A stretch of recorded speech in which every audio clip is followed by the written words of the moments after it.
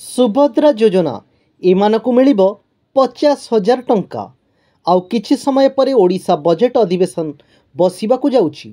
24 वर्ष परे प्रथम थर बीजेपी सरकार नेतृत्व में एही बजेट बसिबाकु जाउछि। वर्तमान जाहा उपरे समस्तक नजर रही। सेहीपरि निर्वाचन रे विजयी हेबा परे बीजेपी सरकार महिलांग पय बड़ घोषणा करथिले।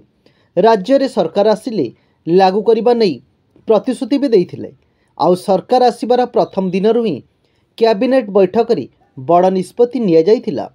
ओडिशार महिलांग पय सुभद्रा योजना लागू करिबाकु देइथिबा प्रतिश्रुति को पूरण करिबाकु जाउछि बीजेपी सरकार। प्रथम कैबिनेट बैठक रे ए नै निष्पत्ति निया जाइथिया बेले 100 दिन भितर ही लागू करिबाकु प्रतिश्रुति देइछंती मुख्यमंत्री मोहन चरण माझी। तेबे आज बजेट रे एहाकु नै घोषणा करि पारंती मोहन सरकार। महिला मानक सशक्तिकरण पई आसंता 100 दिन भितर सुभद्रा योजना लागू करा जिवो। एहा योजना रे महिला को 50,000 टंकार भाउचर प्रदान करा जिवो। ए नै संपूर्ण गाइडलाइन प्रस्तुत करने महिला और शिशु विकास विभाग को निर्देश दिया जाइथिला।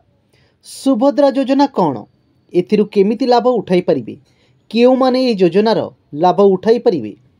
ओडिशार महिला मानक पई सुभद्रा योजना कार्यकारी करा जिवो। प्रति महिला को 50,000 टंकार कैश भाउचर मिलिबो।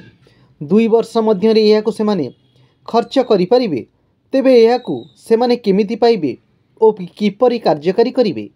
सुभद्रा योजनार आवेदन उभय ऑनलाइन और ऑफलाइन माध्यम रे करा जाई परिबो। एही योजनार मुख्य उद्देश्य हेउछि महिला मानकु सशक्त करा जिवो, जा बीजेपी सरकार द्वारा आरंभ करा